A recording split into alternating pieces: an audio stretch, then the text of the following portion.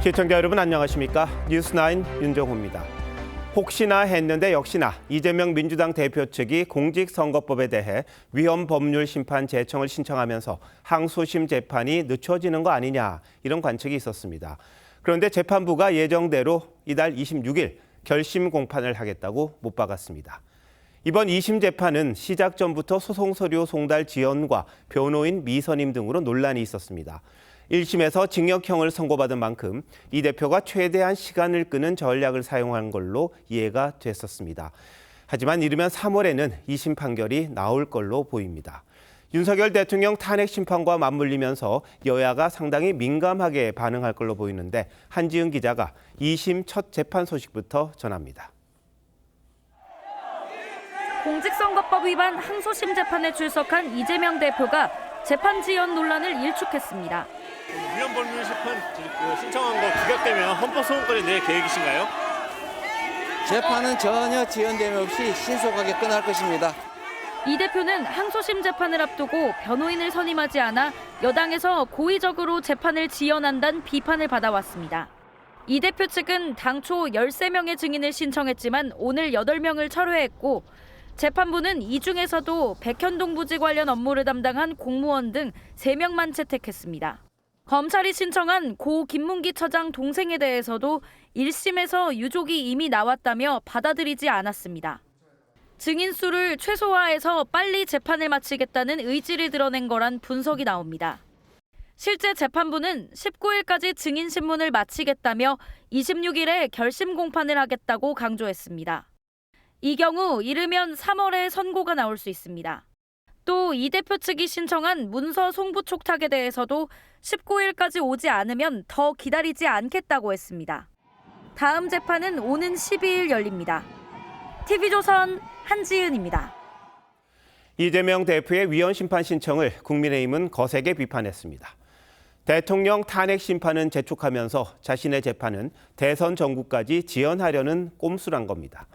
야당 일각에서도 당당히 재판에 임해야 한다는 지적이 나왔습니다. 전정원 기자입니다.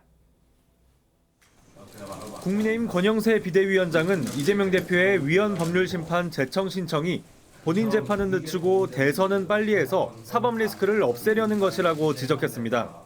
권성동 원내대표는 재판이 중지되고 그 틈에 조기 대선이 있으면 선거로 죄악을 덮어버리겠다는 뜻이라고 주장했습니다. 국회에서는 29번에 걸친 무한 탄핵을 하면서 자신의 재판에서는 무한 지연을 시키고 있습니다. 기본 도덕부터 갖추길 바랍니다. 김기현 의원은 이 대표가 자신의 대선 행보에 걸림돌을 없애겠다는 속내를 드러냈다고 했고 재판 지연의 끝판왕에 침대 축구 전략이란 비판도 이어졌습니다. 내로남불이잖아요. 남의 재판은 지금 빨리빨리 처리를 하라 하고 본인 재판은 연기 신청을 하고. 야당에서도 쓴소리가 나왔습니다. 김부겸 전 총리는 정치 지도자라면 당당히 재판에 임해야 한다고 강조했고 오히려 정치 지도자 아닙니까? 법원의 판단, 국민 이를 믿고 가는 것이 그게 제일 정도겠죠. 비명계인 양기대 전 의원은 국민은 정치 지도자가 책임을 피하려 기교 부리는 걸 원치 않는다며 죄가 없다면 정면 돌파하라고 했습니다. TV조선 전정원입니다. 이재명 대표가 재판을 지연하고 있다는 지적은 이미 수차례 제기됐습니다. 재판부를 바꿔달라며 기피 신청을 내는 등 방법도 다양했습니다. 이 대표 측은 정당한 방어권 행사라지만 윤 대통령을 향해 재판 지연 꼼수를 쓴다고 비판했던 민주당 입장이 다소 군색해 보입니다. 황정민 기자가 정리했습니다. 민주당 이재명 대표의 대북 송금 의혹 재판은 현재 중단된 상태입니다.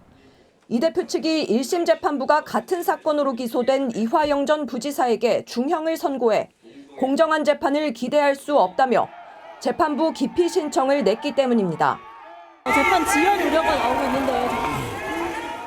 대장동 재판 역시 후보 지원 유세, 대정부 질문 참석, 방송 토론회 녹화 등을 이유로 수차례 재판에 참석하지 않았습니다.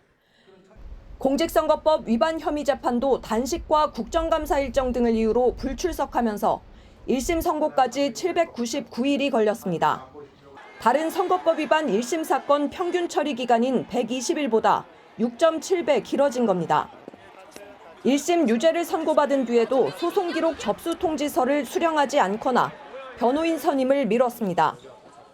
재판을 최대한 늦춰 대선에 미칠 영향을 최소화하겠다는 의도라는 게 여권 주장이지만 민주당은 피고인의 정당한 방어권 행사라고 반박했습니다. 재판 지연의 우려가 아니고요. 피고인의 당연한 권리라고 보입니다.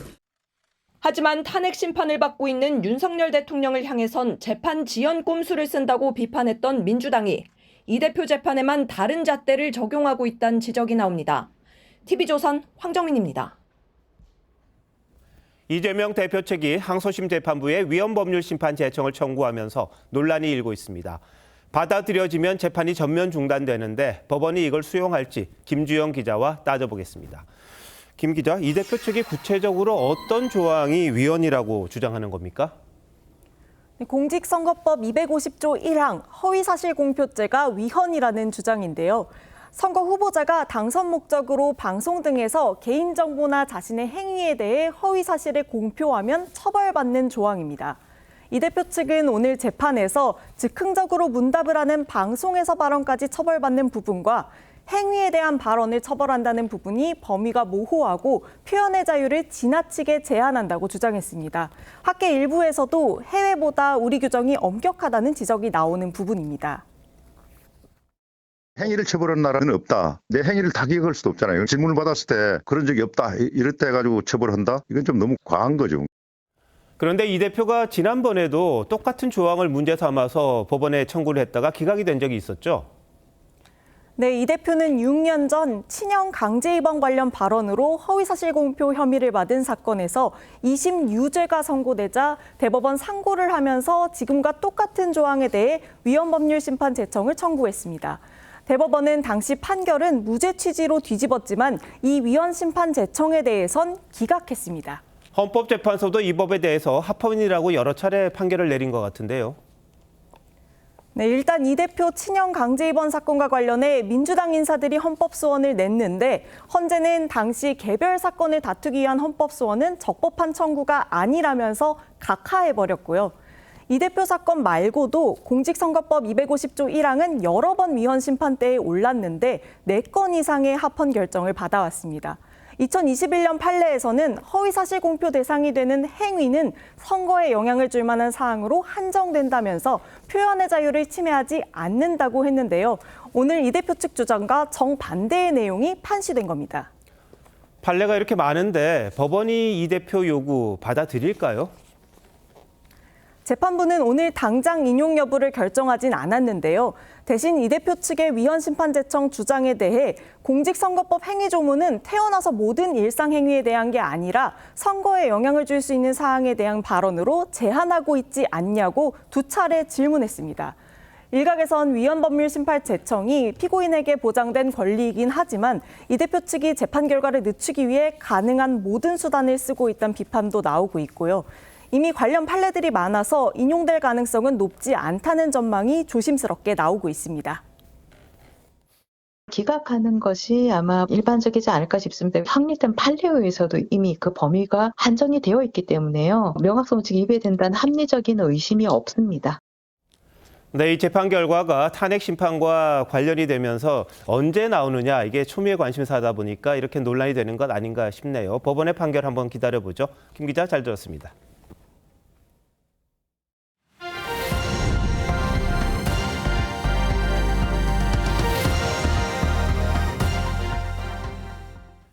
(12.3) 비상계엄의 성격을 규정하는 중요 증언 중 하나가 홍장원 전 국정원 1차장의 정치인 체포 명단이었습니다. 하지만 어제 헌법재판소에서는 홍 전 차장이 당시 작성했다는 메모를 놓고 정영식 헌법재판관이 상당히 긴 시간 질의하며 의문을 표시하는 일이 있었는데 어떤 내용인지 조성호 기자가 정리했습니다. 홍장원 전 국정원 1차장은 계엄 당일 윤석열 대통령과 통화한 뒤 여인영 전 방첩사령관에게 연락했습니다. 통화 후 원본 메모를 보고 2차로 정리한 메모엔 위치 추적과란 표현 앞에 검거 요청이 적혀 있는데 정영식 헌법재판관은 국정원이 체포를 하지 않는데 왜 그런 표현을 썼냐고 물었습니다. 왜 국정원이 체포를 하러 다녀요?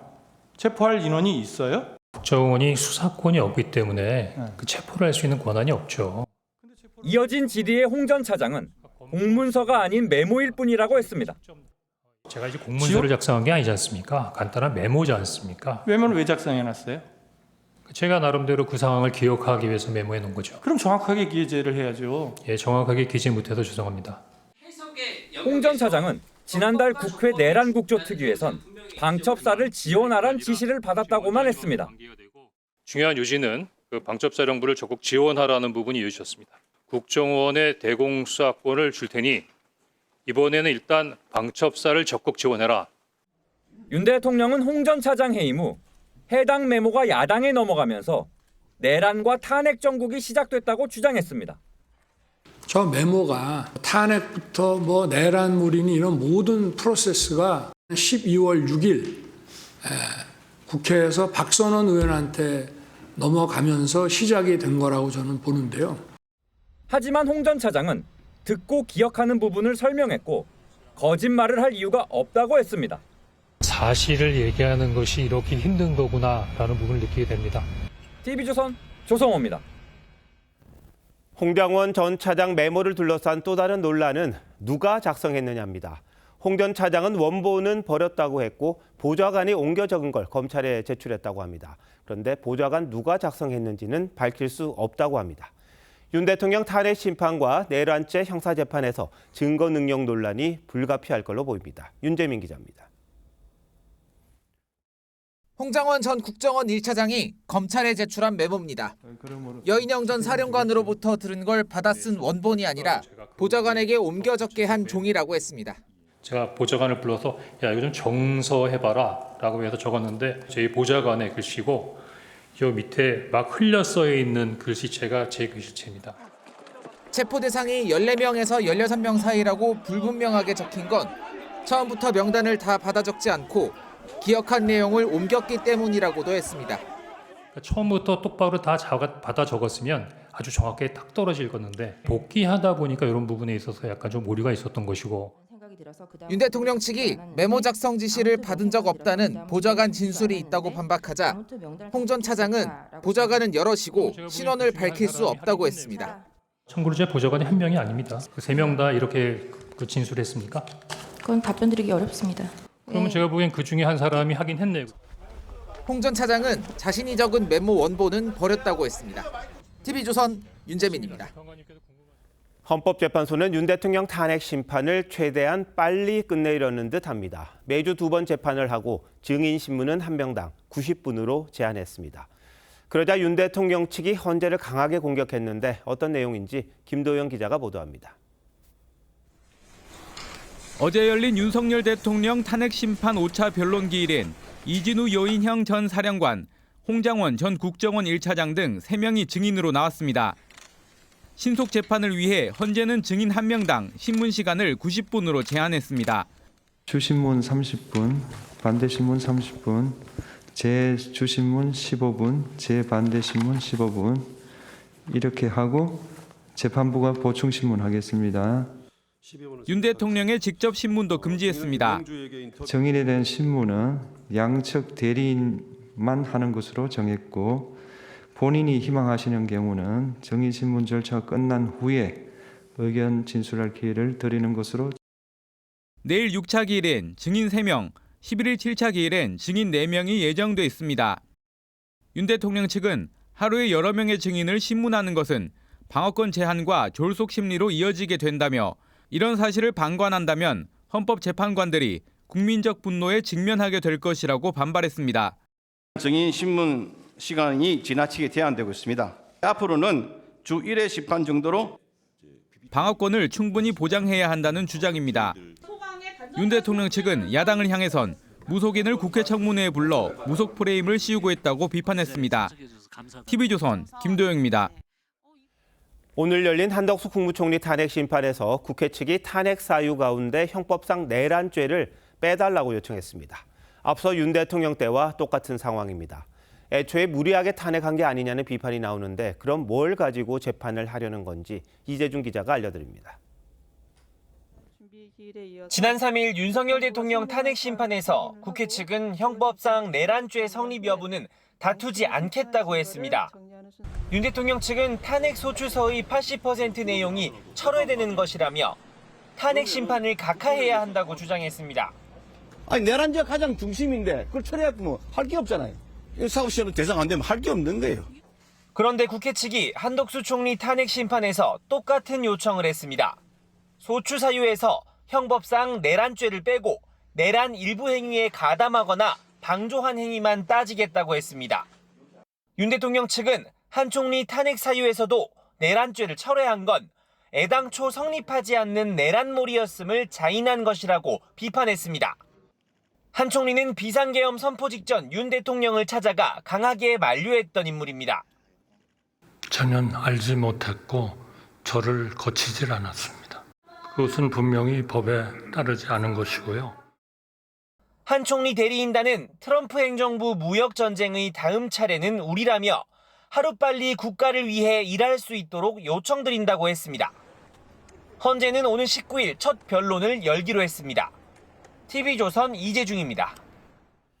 어제 열린 윤 대통령 탄핵 심판은 흥미로운 장면들이 많이 나왔습니다. 사회부 법조팀 정준영 기자와 더 얘기 나눠보겠습니다.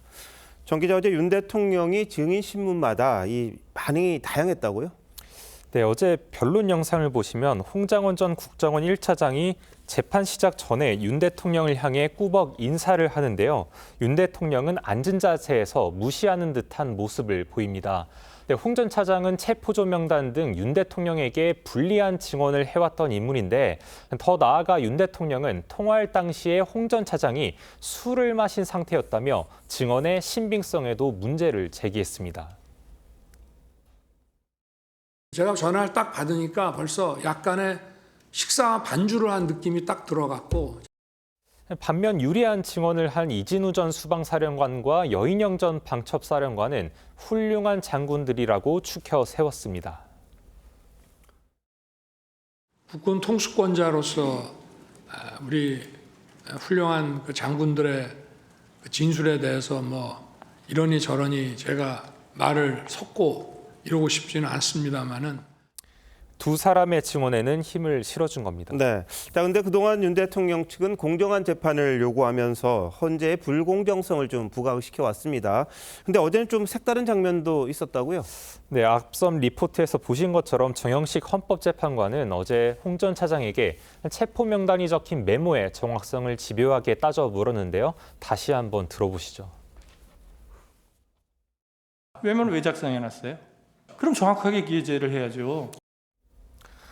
그러자 뒤이은 발언에서 윤 대통령은 정 재판관에게 호응했습니다. 계엄 사무와 관계없는 얘기를 한 거를 가지고 아까 그 재판관님께서 잘 지적을 하셨던데, 보수 성향으로 알려진 정 재판관은 윤 대통령 몫으로 임명됐습니다. 네, 그리고 탄핵 재판이 이제 어느 정도 진행이 되고 있는데 윤 대통령 대응 전략도 좀 윤곽이 드러났다, 이런 평가가 있습니다. 네, 그런 평가도 있습니다. 계엄의 정당성을 주장하는 한편 국회 계엄 해제 의결을 막으려 했다거나 주요 인사체포를 지시했다는 검찰의 기소 내용에 대해선 사실이 아니라고 부인하고 있습니다. 대통령으로부터 체포 지시를 받은 적이 없고 체포 명단을 말한 적이 없다라고 증언했습니다. 어떤가요?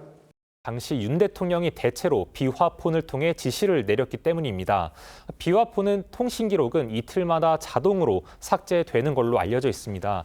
그래서 경찰이 비화폰 서버를 확보하기 위해 대통령실 압수수색을 시도하고 있지만 경호처는 응하지 않고 있습니다.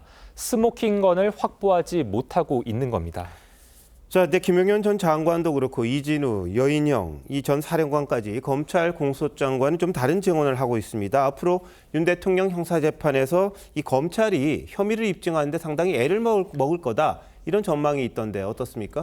그럴 가능성도 있습니다. 애초에 검찰은 윤 대통령 내란 수사를 공수처에 이첩했고 공수처는 제대로 된 조사는커녕 조서의 날인도 받지 못하고 다시 검찰에 사건을 넘겼습니다.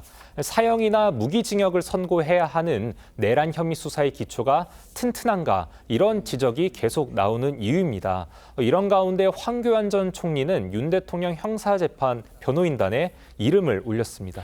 네, 탄핵 심판 계속해서 진행될 텐데 잘 취재해 주시기 바랍니다. 정 기자, 잘 들었습니다.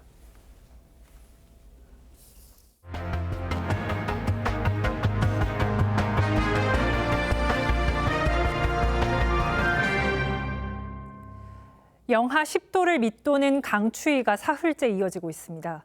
내일도 오늘만큼 춥다고 합니다. 지난달 중하순만 해도 포근했는데 입춘을 맞은 이번 주에 기온이 다시 떨어졌습니다. 이렇게 겨울 기온이 변화무쌍한 이유를 박재훈 기자가 설명해 드립니다. 도서관 한편에 소파와 책걸상이 놓인 별도의 공간이 있습니다. 평소엔 시민들이 책을 읽으며 쉬는 공간이지만 지금처럼 강추위로 특보가 발령되면 24시간 한파 응급 대피소로 변신합니다. 주민 누구나 쉽게 찾을 수 있는 공간이기 때문에 접근성이 좋고요. 전국 대부분 지역에서 한파특보가 사흘째 유지되고 있습니다. 한반도 상공의 고기압과 저기압이 조밀하게 교차하며 순간 풍속 초속 15m의 강풍이 형성돼 체감온도를 5, 6도가량 떨어뜨리고 있습니다. 6일 목요일 기온이 소폭 오르지만 또다시 북서쪽에서 찬 공기가 남하하여 주말까지 추위가 이어지겠으니 북서쪽에서 차가운 공기가 계속 내려오는 것도 한파의 주 원인입니다.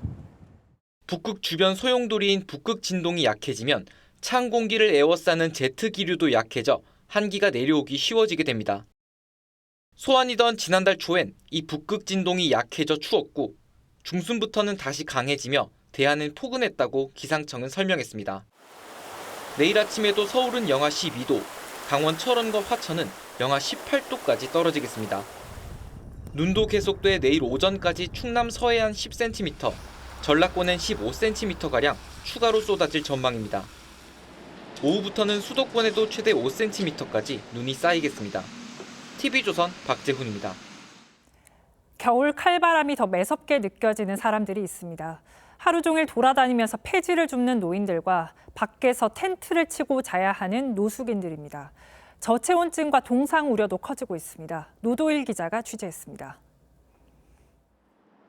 서울 영등포의 한 노숙인 텐트촌. 남성들이 텐트마다 다니며 노숙인들의 건강을 살핍니다. 내복 하나 드릴까? 네? 내복. 내복 하나 있으면 주세요. 어디 아프신 데는 없으시고? 예. 한 노숙인은 텐트도 없이 두꺼운 이불 몇 개로 체감온도 영하 17도의 칼바람을 버팁니다. 바람 때문에 약간 좀 싸늘한데 이제 가만히 있으면 또 추우니까 운동도 좀 하고. 추위를 견디지 못한 노숙인들은 지원센터에 찾아와 몸을 녹이고 쪽잠을 잡니다. 모자와 목도리로 온몸을 꽁꽁 싸맨 채 작은 손수레를 끄는 할머니. 북극 한파를 뚫고 하루 종일 다니며 폐지를 주워보지만 손에 쥐는 돈으로는 라면 하나 사기도 어렵습니다. 춥고 손만 싫었고 고생 마저 못하지. 얼마 안 되고. 일을 해야 뭐 500원인데. 갯벌까지 얼려버린 올겨울 최강 한파에 고령층과 저소득층 등 사회적 약자의 겨울나기는 더욱 힘듭니다. 어제 하루에만 한랭줄 환자 4명이 응급실을 찾았습니다. 오늘 낮 3시 50분쯤에는 경기 수원시 권선구의 한 하천변에서 고령의 남성이 숨진 채 발견됐습니다. 경찰은 동사한 것으로 추정하고 있습니다. TV조선 노도일입니다. 한파가 몰아치면서 농민들의 시름도 깊어지고 있습니다. 가축과 농작물을 지키려고 난방기구를 쉴 틈 없이 가동하고 있습니다. 하지만 낡은 전선 때문에 불이 날까 걱정이고 치솟은 기름값도 부담입니다. 김다루 기자입니다. 빨간 불빛 아래 새끼 돼지들이 옹기종기 모여 있습니다. 추워진 날씨에 따뜻한 열정부 주위로 모여든 겁니다. 돈사 안에서는 온풍기도 쉴 새 없이 돌아갑니다. 하지만 농장주는 노후화된 전선과 차단기 탓에 행여 불이라도 날까 걱정입니다. 화재가 많이 나는 원인 중에 열정부 부분 하나 하고요. 차단기가 과열돼서 떨어져야 되는데 그게 안 떨어지고 스파크가 나서. 실제 그제와 오늘 인천 강화와 경기 용인의 돈사에서 잇따라 불이 나 돼지 1000여 마리가 폐사했습니다. 비닐로 된 문을 3번이나 통과해야 하는 오이 재배 하우스. 보온을 위해서인데 영하 10도 이상 떨어지는 요즘에는 밤에 보일러까지 틀어야 합니다. 오이는 추위에 민감하기 때문에 야간에도 영상 13도를 유지해야 생산량이 줄지 않아서입니다. 요즘 같은 날씨면 이런 2000리터짜리 연료통이 닷새면 동이 납니다. 추우면은 애들이 생育온도를 못 맞춰주니까 애들이 성장수가 늦고 생산량이 한 30% 정도 줄게 되죠. 고온 건조한 환경에서 잘 자라는 바지를 키우는 농민도 난방비 부담이 큽니다. 면세유도 1,250원 하니까 하룻밤에 뭐 400리터 이렇게 떼려면은 돈이 장난이 아니라고 이게 50만 원, 60만 원은 들어가죠. 따뜻한 봄을 기다려왔던 농민들은 길게 이어지는 입춘 한파가 야속하기만 합니다. TV조선 김다로입니다. MBC 대주주인 방송문화진흥회 권태선 이사장이 고 오유완나 씨 사건과 관련해 개선책 마련을 요구했습니다. 고용노동부는 MBC에 대한 특별 근로감독 실시를 검토 중이고 국민의힘은 민주당에 청문회를 개최하자고 공식 제안했습니다. 한송원 기자입니다. MBC 관리감독기구인 방송문화진흥회 권태선 이사장은 어제 MBC 진상조사위에 고 오유완나 사건의 진실을 밝혀달라고 촉구했습니다. 의혹 제기 8일 만입니다. 그러자 MBC 사장 출신인 국민의힘 김장겸 의원은 권 이사장을 향해 경영진 감싸기에만 급급하지 않았느냐며 일말의 책임을 느끼면 빨리 사퇴하는 게 진실을 밝히는 데 도움이 된다고 했습니다. 방통위가 지난해 8월 경영관리 부실 등을 이유로 권 이사장을 해임했지만 권 이사장이 해임 취소 소송을 제기해 20일 만에 업무에 복귀한 걸 지적한 겁니다. 국민의힘 법률자문위원장인 주진우 의원은 이미 지난해 대법원이 유사 지위에 있는 KBS 프리랜서 아나운서의 근로자성을 인정했다며 고용노동부가 직권조사에 들어가야 한다고 주장했습니다. 김문수 고용노동부 장관은 오늘 오후 권성동 원내대표를 만나 오유완나 사건과 관련한 사실관계 등을 보고한 것으로 알려졌습니다. 노동부는 특별 근로감독 검토를 위해 MBC에 자료 제출을 요구했습니다. 국민의힘 환노위 간사인 김영동 의원은 야당 간사인 김주영 의원을 만나 고 오유완나 사건 청문회를 공식 제안했는데 야당은 내일까지 입장을 정리할 계획입니다. TV조선 한송원입니다. 공기총으로 까치를 사냥하던 엽사가 고양이를 쏴 죽였다는 신고가 접수돼 경찰이 수사에 나섰습니다. 엽사는 혐의를 부인하고 있는데 애초에 마을 인근에서 공기총 사냥을 한 것도 논란입니다. 이성진 기자가 취재했습니다. 경남 남해의 한 마을. 전봇대에 앉아있는 새들이 보입니다. 지난달 24일 한 70대 엽사는 전봇대에 앉아있는 까치를 향해 공기총을 쐈습니다. 총소리에 놀라 황급히 뛰쳐나왔던 주민들은 유해 조수를 포획하는 엽사가 총을 쐈는데 잠시 뒤 밭에 떨어진 까치에게 고양이가 다가가자 또 발포했다고 말합니다. 창문 쪽으로 총구를 빼서 앉은 상태에서 아래를 향해서 총을 쏘셨어요. 총알을 맞고 절뚝거리며 달아난 고양이는 이 좁은 농수로 안에서 숨진 채 발견됐습니다. 주민은 엽사를 경찰에 신고했습니다. 하지만 엽사는 고양이는 쏘지 않았다고 진술했습니다. 엑스레이 촬영 결과 고양이 사체에서는 납탄이 발견됐습니다.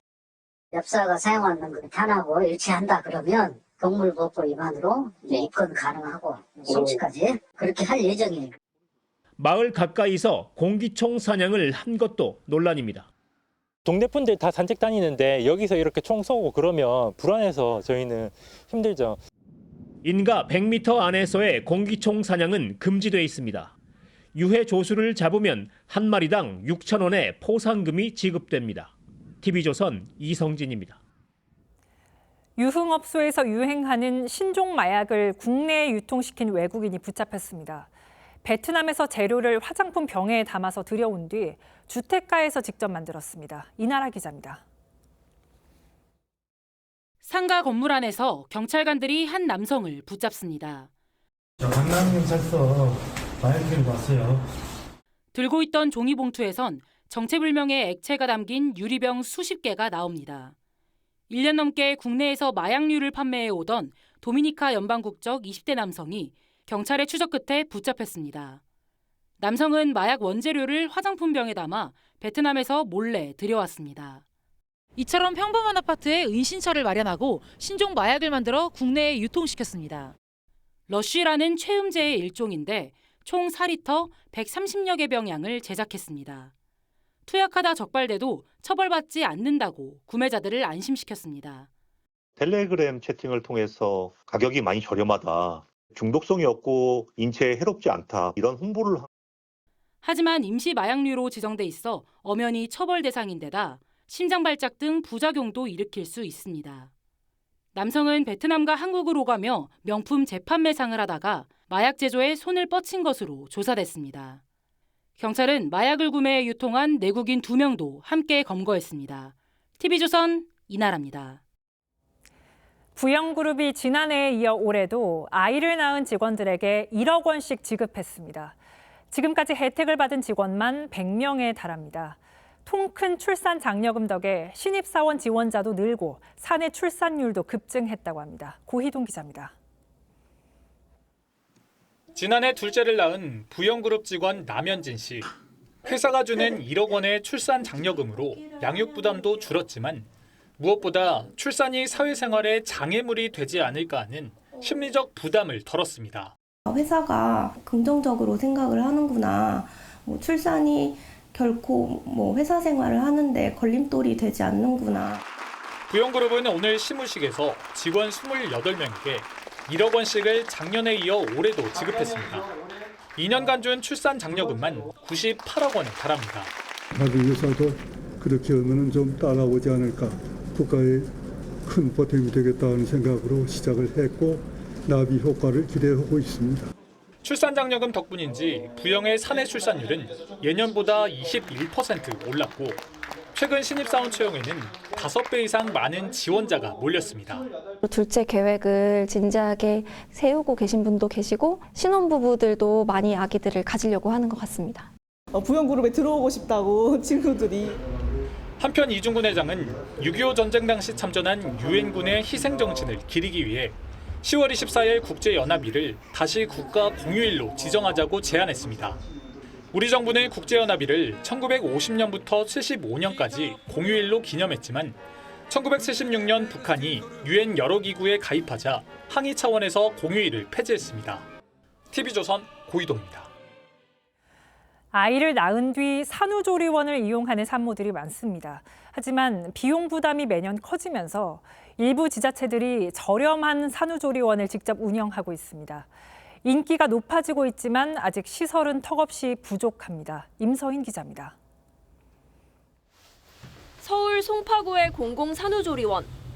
간호인력들이 신생아들의 건강 상태와 주변 환경을 꼼꼼히 살핍니다. 송파구가 직접 운영하는 이곳의 비용은 2주에 190만 원 선. 서울 지역 민간조리원 평균 요금의 절반 이하 수준입니다. 위생관리도 철저해 27개 방이 1년 내내 만실일 정도로 인기가 높습니다. 예약 시스템이 오픈되면 한 30분 이내에 예약자가 한 달 예약자가 다 마감이 되는 수준입니다. 1년 전 문을 연 서울 서대문구 공공산후조리원은 신생아실을 실시간으로 볼 수 있는 카메라 등 최신식 설비를 갖췄습니다. 취약계층과 구민 등의 2주 기준 25만 원에 제공하고 있는데 입소 경쟁률이 7대 1에 달합니다. 입소를 못하시는 산모님이 계시다 보니까 공공산후조리원이 더 많이 생겼으면 좋겠어라는 말씀들은 산모님들이 하시는 거는 들었고요. 지난해 산모들은 산후조리원에 12일가량 머물며 286만 원을 지출한 것으로 조사됐습니다. 6년 새 30% 가까이 늘어난 비용입니다.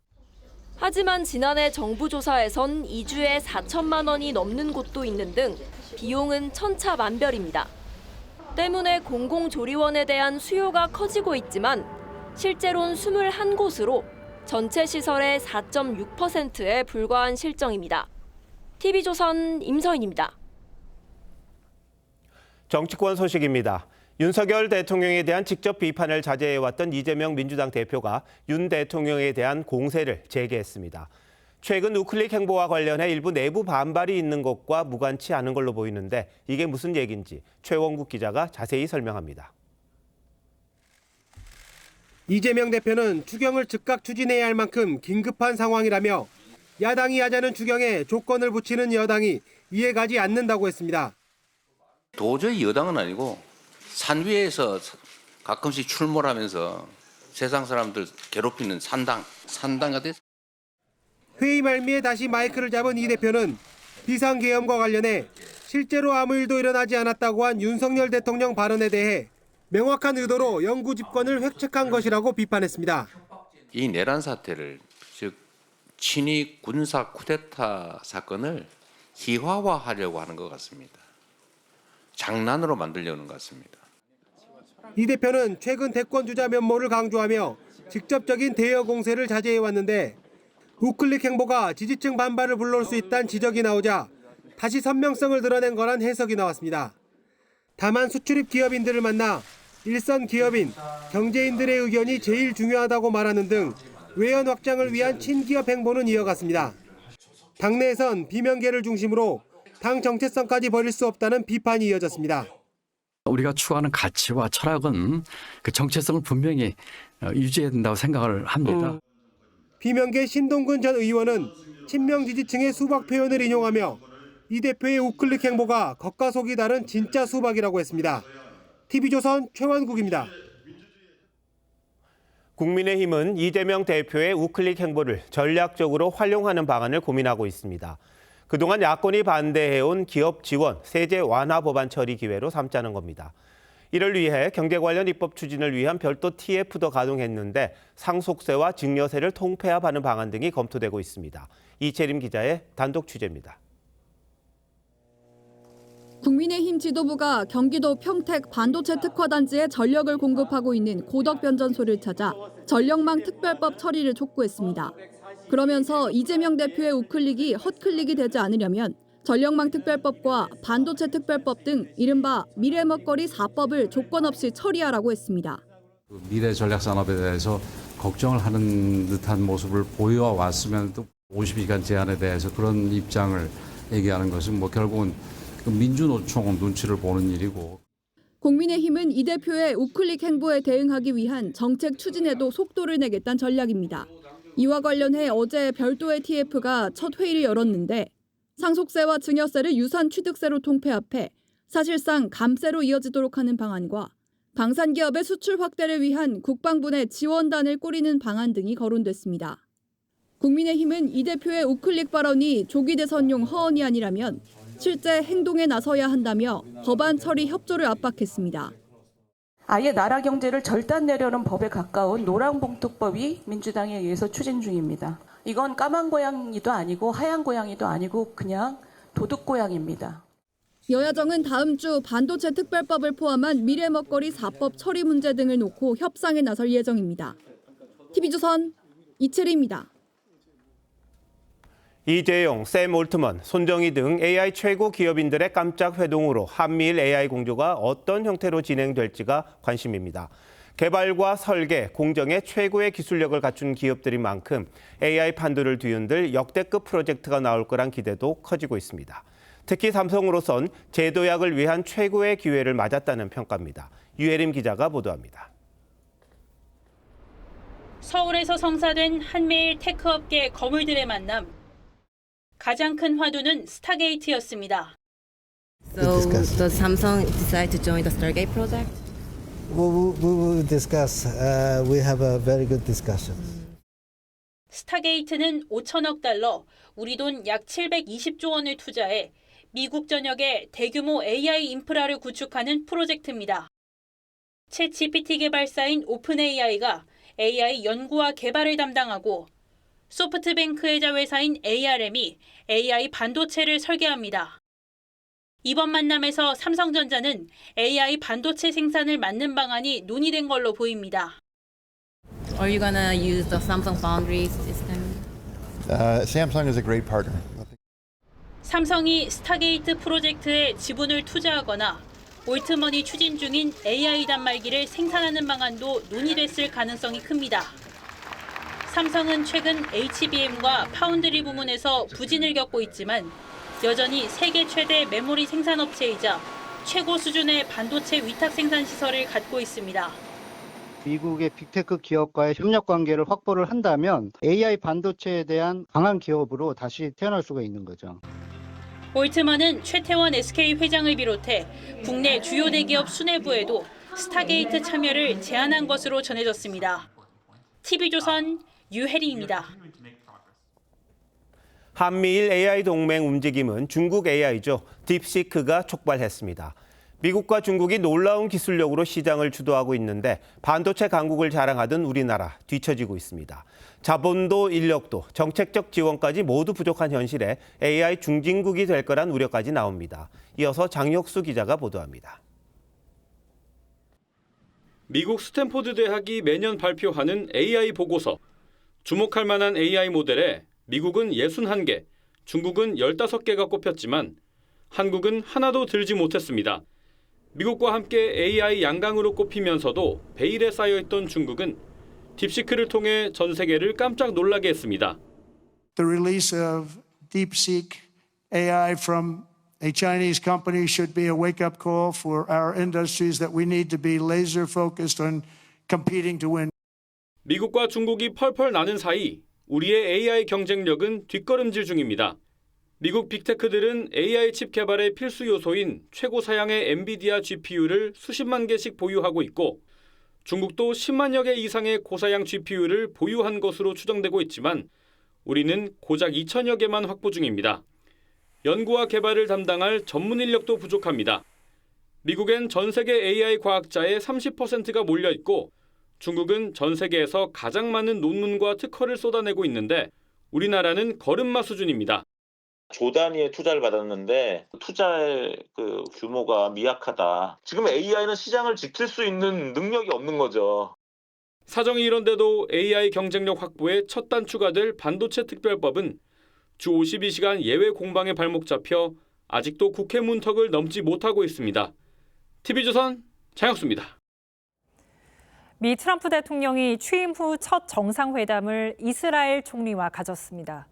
그런데 이 자리에서 미국이 가자 지구를 갖겠다라는 발언을 해 전 세계를 당황케 했습니다.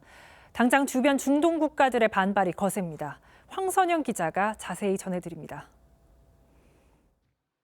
네타냐후 이스라엘 총리와 나란히 기자들 앞에 선 트럼프 대통령.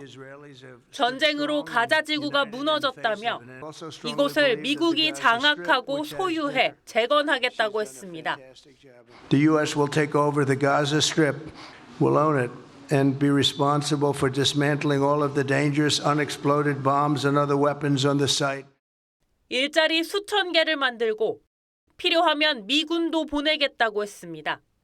그러면서 팔레스타인 주민들을 요르단과 이집트 등으로 강제 이주시켜야 한다고 했는데 네타냐후 총리도 맞장구를 쳤습니다. He sees a different future for that piece of land. I think it's something that could change history. 하지만 현실성은 미지수입니다. 이주국으로 지목된 이집트 등 중동 5개국이 공동 성명을 내며 반발했고 사우디아라비아는 팔레스타인의 독립국 수립이 전제되지 않는 중동 정책은 찬성할 수 없다고 선을 그었습니다. 구테우스 유엔 사무총장도 가자 주민 이주는 인종 청소라고 날을 세웠습니다. 미국 언론들은 법적 권한을 물으며 가장 뻔뻔스러운 아이디어라고 비판했습니다. You are talking tonight about the United States taking over a sovereign territory. What authority would allow you to do that? 트럼프와 회담을 앞둔 일본 이시바 총리는 가자 주민을 수용할 방법을 찾는 중이라고 밝혔다가 일본 내 비판 여론에 직면했습니다. TV조선 황선영입니다. 일본 일부 지역에선 며칠째 엄청난 눈이 쏟아지고 있습니다. 홋카이도의 한 도시의 경우 12시간 동안 120cm의 눈이 내리면서 관측 사상 최대 적설량을 기록했습니다. 기후 위기로 폭설이 잦아지고 있다는 분석입니다. 변재영 기자입니다. 일본 홋카이도의 관광도시 오비히로. 곳곳에 주차된 차 높이만큼 눈이 쌓여 자동차가 자취를 감췄습니다. 어깨 높이의 눈길을 헤치며 간신히 앞으로 나아갑니다. 쌓인 눈에 몸을 던지자 순식간에 눈더미 속으로 사라집니다. これで雪が止んでるんだったら無理やり行っちゃってもいいんですけど、さらにこの後降ってくるわけで、これ今降っても多分意味ないなと思ったので、正直もう諦めモードですね。 일본 북부 홋카이도에서 12시간 동안 120cm의 눈이 쌓이는 등 기록적인 폭설이 이어졌습니다. 일본 관측 사상 최대 적설량입니다. 370여 개의 학교가 임시 휴교했고 고속버스 운행이 전면 중단됐습니다. 항공편도 대거 결항하면서 교통편이 마비됐습니다. 지구 온난화 등 기후 변화 탓이란 분석입니다. When there has never seen a snow this hard, where you look at lots of data and you can correlate that with climate models and how global warming works. 일본 기상당국은 강한 한기가 일본 열도에 유입되면서 오는 8일까진 눈이 더 내릴 수 있다고 예보했습니다. TV조선 변재영입니다. 요즘 극장가엔 신작보다 예전 영화가 더 많다는 말까지 나올 정도로 재개봉 영화가 넘쳐납니다. 거장의 흥행작부터 국내에 정식으로 소개되지 않았던 영화까지 관객들을 찾아왔습니다. 박소영 기자가 소개합니다. 최근 작고한 거장 데이빗 린치의 대표작 머룰랜드 드라이브. 영화계 이다나 라스폰트리에의 문제작 멜랑콜리아. 최근 영화계 화두는 명작의 귀환입니다.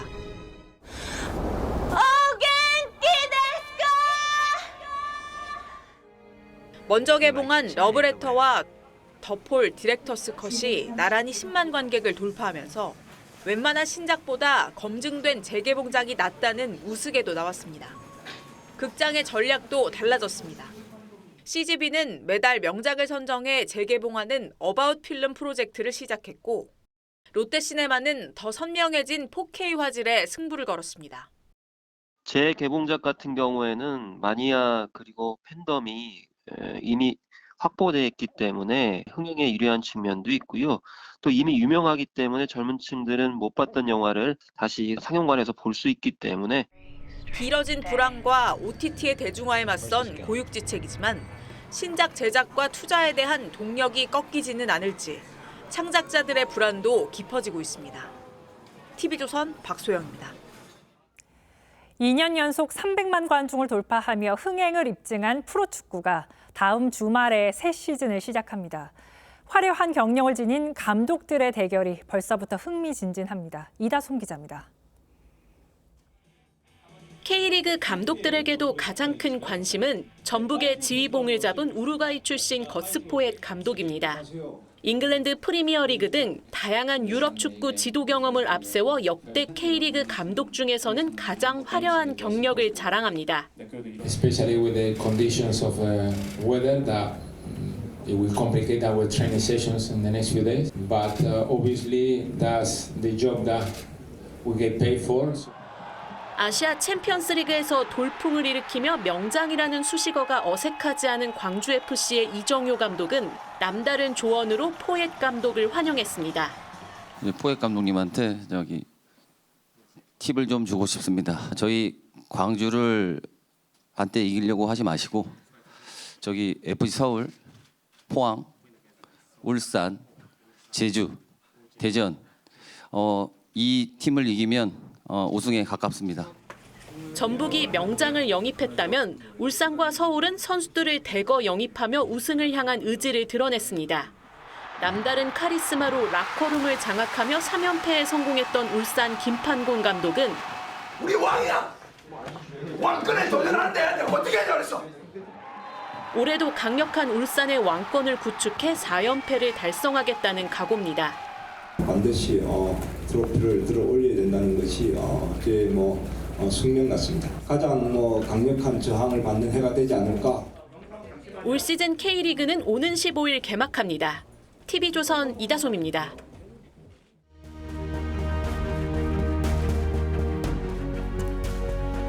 맥베스는 권력욕이 어떻게 인간을 파괴하는지를 너무나 생생히 그린 걸작입니다.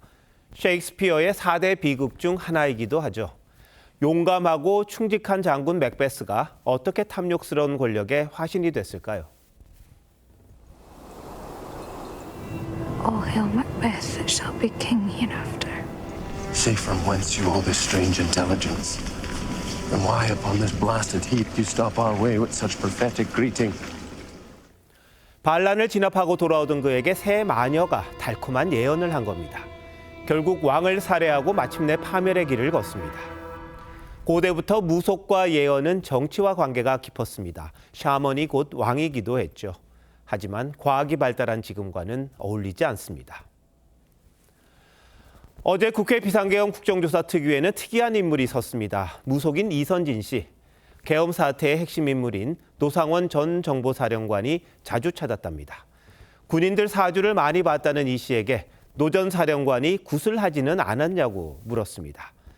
진상 파악을 위해서라면 노 전 사령관부터 불렀어야 하는데 그러지 않았습니다. 무속 계엄 프레임을 씌우려는 의도가 엿보입니다. 덕분에 국정조사는 어설픈 코미디가 됐습니다. 신라 선덕여왕 때 상대등 비담이 반란을 일으킵니다. 며칠 뒤 큰 별이 반월성 쪽으로 떨어졌죠. 비담은 별이 떨어진 곳에는 반드시 피를 흘릴 일이 생긴다며 여왕이 패할 거라고 기세를 올렸습니다. 김유신은 바로 허수와 비에 불을 붙여 큰 연에 실어 날렸습니다. 그러고는 떨어진 별이 다시 하늘로 올라갔다는 말로 사기를 올립니다. 결국 반란군은 진압됐습니다. 길하고 흉한 건 오직 사람하기 나름입니다. 주술이 무슨 상관일까요? 자기 일부터 잘하고 결과를 기다리는 게 우선입니다. 2월 5일 앵커 칼럼 오늘 진인사 대천명이었습니다.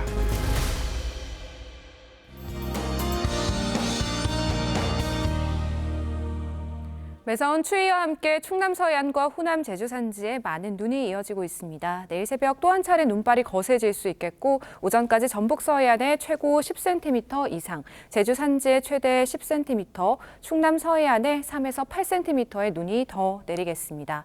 내일 오후부터는 중부와 경북에서도 눈이 내리겠고요. 밤엔 전국 대부분 지역으로 확대돼 모레까지 이어지겠습니다. 충남 서해안과 전북에 최대 15cm 이상, 그 밖 중부지방에 3에서 8, 서울에도 1에서 5cm의 적설이 예상됩니다.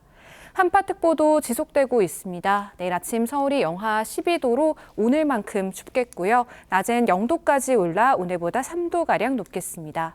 찬바람의 체감 온도는 더 낮겠고 동해안에서는 산불 조심하셔야겠습니다. 호남과 제주의 눈비는 주말까지 길게 이어지겠습니다. 날씨였습니다. 2월 5일 수요일 뉴스9 마칩니다. 시청해주신 여러분 고맙습니다.